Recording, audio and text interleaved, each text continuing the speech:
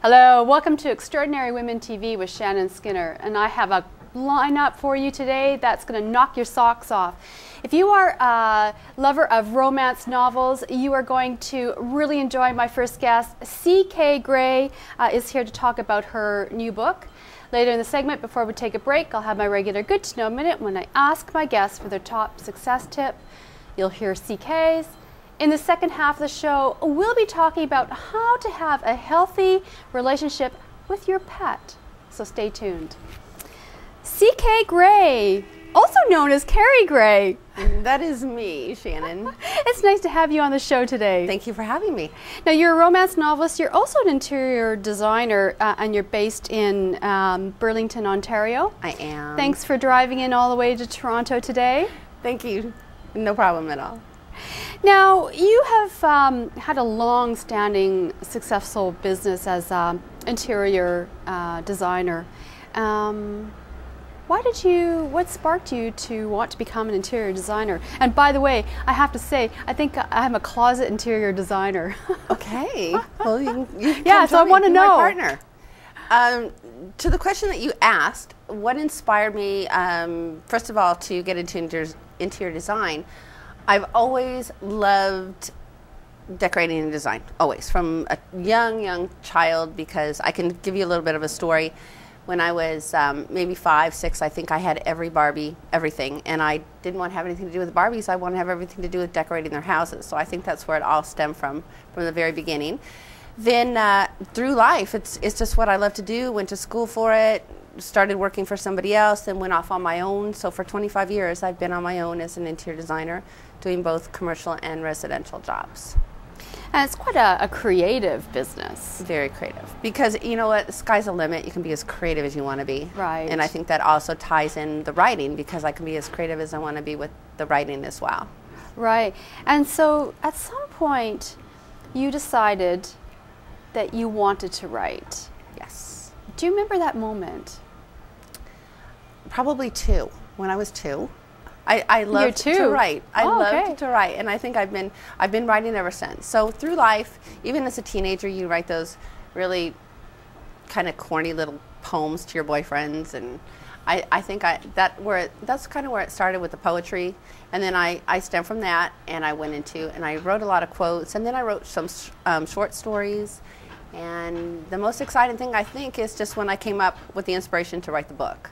Right, and the book you're referring to is Eye of the Storm. Eye of the Storm. Yeah, your first. My first novel. Mm-hmm. So in terms of, this has become a really relatively new career for you. Absolutely. Right. Yes. What happened that you sparked you to want to write this book, Eye of the Storm? I always knew I wanted to write a book. It was just a matter of when I was going to be able to write that book. And having the excitement, knowing in my heart that this is what I wanted to do at some point in my life, it was just a question of when. And then I had this epiphany 2 years ago, and I asked myself, what do I do for me? And raising a family, I had no complaints, loved every minute of the interior design business, loved it. But something that I really held in my heart, my passion, was writing. So it was coming up with a storyline, which I did. And you'd asked me before who inspires me. I would say my family really inspired me to write, especially my grandmother, who's been passed now for 15 years. But she had always been my biggest inspiration. She'd said, I know one day you'll write a book, you'll write a book. And then my uncle, he's another one that inspired me to write, and my parents my whole life. So it was coming up with a storyline, and came up with Eye of the Storm, and that's my first book. So in this time, had you been thinking that you definitely wanted to write a romance novel? Or?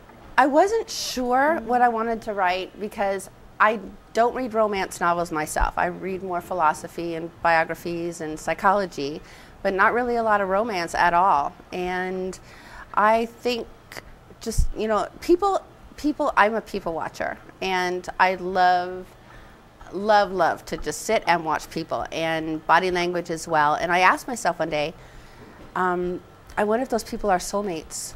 I wonder if they're destined to be with one another. And just by that, I think that's what inspired my story, which Eye of the Storm then came along. So, so this is what the book is about then? It is. It is. It's when you think, you know, life can do funny things, and it's when you least expect it that things happen, and when you're not looking for them. And this is what happened in my book. It's a deep, very, very deep, heartfelt love story. It's on the same lines as The Notebook. So if you love The Notebook, it's along the same lines as The Notebook. And it's something that just, it's very connecting, it's very powerful, and it's very captivating romance novel. Maybe we can pull up the image of your book cover. I know that we've got it cued. Mm-hmm. So let's talk a little bit about the book. I mean, how long did it take you to write it? It took me 9 months to write it, which is a standing joke with everybody because it was like giving birth to my baby. So this is it. Oh yeah, new creation. 9 months. Yeah. It took me 9 months to create this book, and within 1 year of it being out, it just gained so much traction in the industry, and it was so overwhelming for me because I never ever thought that it would go as far as it has.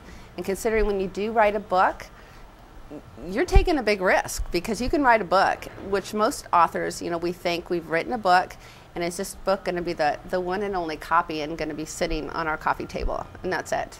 Or is it going to go viral, everybody to find out, which is kind of what's happened with my book. So I've been lucky. So you published it yourself? Independently? Self-publishing. Yeah. And I went that way, I went the route of self-publishing because you know, you can do the traditional way and you can send your book out to 1,000 different traditional publishing companies, or you can self-publish it. The self-publishing company that I'm with, you know, they don't take everything, so it's good that they did accept my book. And that's why I wanted to go. I didn't want to wait 1.5 years, 2 years, 3 years for a publishing company to take my book and for me to sit and wait with time wasted. And the second one is the sequel to this book is in the process right now. It's with the editing company, so it should be out in February, I'm thinking. Can you tell us the name? The name is After the Storm. It's the sequel to Eye of the Storm. So how appropriate. How appropriate. Yeah, I love it. That's it. Thank you. But it is very exciting. It's a continuation. So at the end of, you know, this book here, when you get to the end of it, you don't really know what happens. And then the first chapter still makes you think a little bit. So still puts you in deep thought, the first chapter of the second book of After the Storm. So this is really your first book then. You self-published. You took a risk. I mean, many people out there in the industry will say you're cutting your nose off if you self-publish, particularly fiction and especially romance fiction. It's a hard market. It really Yeah. is. It's a hard market. I think it's the most difficult industry is writing, you know, into getting your book into the industry of, you know, bookstores and with publishing companies. It's difficult to do that, let alone a romance novel. So the romance novel, a lot of publishing companies do not even take romance, especially fictional romance at that. So it's a tough market. But I've been very, very lucky, and with a self-publishing company as well, you don't have really anybody to promote you. So you're pretty much promoting yourself. And your book has taken off. I understand that we may be seeing it in a Hollywood film. It may be. It may be. Possible? 5 months ago, yes, 5 months ago, it was signed in Hollywood with a production company. So they've got it right now, and it's probably 80 to 90% chance that it could be a movie next year. So it's kind of exciting. It's very exciting stuff. Now listen, we're going to take a break, and that means it's my Good to Know Minute. And CK, yes. I know you've got a great tip. I do. My great tip would be to follow your heart. Don't let anything stand in your way. And you've got to believe in yourself, because you believe in yourself, that is your, basically your passion is your key to success. And if you just keep going with it, don't ever give up, because you can do it. You just have to want to do it. And if you want it bad enough, you will. Well, that's good to know. We're going to take a quick break, and when we come back, more with CK Gray, romance novelist. So stay right there.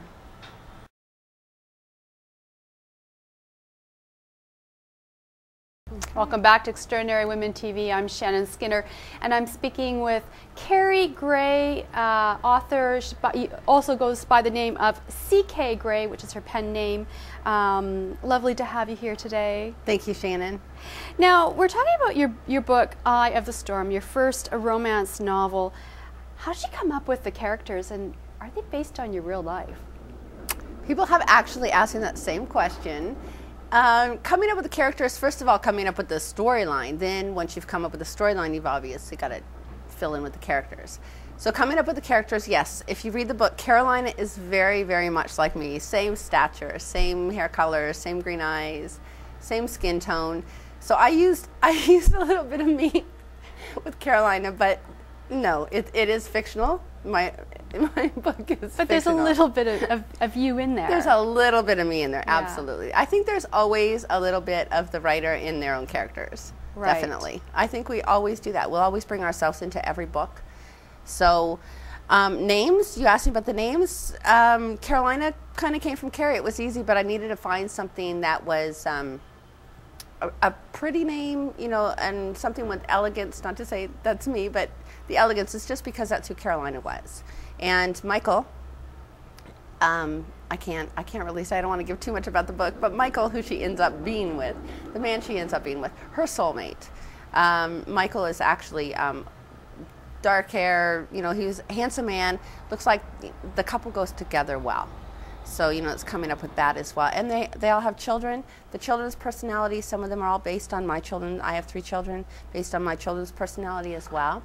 So I put a little bit of them in there. Names, choosing names. You know, it's fun. It's almost like you look at the character and then you have to think of the name that goes with that character, that suits that character. So, I mean, this story is about finding your soulmate. Finding And your soulmate. Would Yeah. you give up everything for your soulmate? Mm-hmm. Is it possible in real life, do you believe, that we can actually find our soulmate? I think soulmates appear. I don't think you're out looking for them or you're searching for them. I just think that if your soulmate comes into your life and that's the person that you're destined to be with, then you will connect at some point in your life, whether it's this life or your next life or future lives. I honestly think that you will always reconnect with your soulmate, as that's the person that you're destined to be with. And I think through writing this book, I actually believe that now. And I have my own little theory about soulmates. And this is, I honestly believe that to be true. That, you know, there's somebody on this earth, as they say, for everybody. But you can talk to, you know, many different women, as I do, and I'll ask them, are you with your soulmate? And some 50% say yes and 50% say no. So it's, you know, when you think about it, and reading this book also may just make you evaluate your own relationship. Looking back and looking, you know, it makes you think, truly, are you with your soulmate? So, and is it worth giving up everything you've worked for and everything in your life for the person that you're destined to be with? So that's kind of what the storyline's about. In terms of the marketing of the book, I mean, you've published it on your own, so you've had to market it on your own, and you've done this with great success. I mean, what have you discovered? What was the biggest challenge for you, and how did you get over that in terms of marketing the book? If somebody else out there who is writing something similar, particularly a book of fiction, and they want to self-publish, you know, is there a tip that you can give them? A good editor. Okay. Good editor, I would Right. say, would be the most important thing, because you do want it written well. And, you know, we all think that we can write and we know the punctuation and we know where to put the exclamation points and where to put the commas and, you know, in paragraph and separation. We all think we know that from what we've learned in school, but you know what, we really don't. And I think that's #1 key, is to find a great editor, because that editor is going to, you know, she suggested to me, you know, you should put this paragraph, you know, this should go in this chapter, or, you know, it's a lead-on sentence. You know, there's many things that she's just helped me write through it. So a good editor, #1, because, you know, nobody's going to pick up your book if it does go with a traditional publishing company unless you've got a great editor. It's got to be written well. So I think that's key. Also, it's just getting your book out there. It is, to everybody you know. And now with the with the network, you know, Facebook and Twitter and so many other different social networks, that getting the book out there and the word just spreads, and it just takes one person to read it, you know, a few people to read it, the word gets out. Other people are tweeting it now on Twitter saying best love story. If you Google in best love story romance novel, I will come up #1 out of, I don't know, 154 million searches or something. Best love story romance book is another one. I think out of best love story, which is where I wanted to be, I'm in the top 20 all the time out of close to 2 billion searches for CKG books. That's incredible. So it's really moved up the ranks with that. My website is great. It has a trailer, a book trailer on it now too. So Great the book trailer. What Yeah. a great way to market books It now. is. I mean, it's almost like a way of marketing movies, isn't it? And that's another Yeah. thing. I've got to give a lot of credit to my web guy. My web guy's in New York, and he's amazing. And he has helped me to create my website, my fan page, my Twitter page. I mean, everything. And I think that has a lot to do with it as well. And I think that's another thing, you know what I've told you, life is half lived before we really understand what life is all about. And I think we get to a point in our lives where we look at things completely differently and where we want to be. And like I said, and also it's a financial thing. So I think you couldn't do this at 20 years old to be able to fork out the money for, you know, a good web designer, unless you're talented yourself, which there are so many, you know, young students today who have that talent.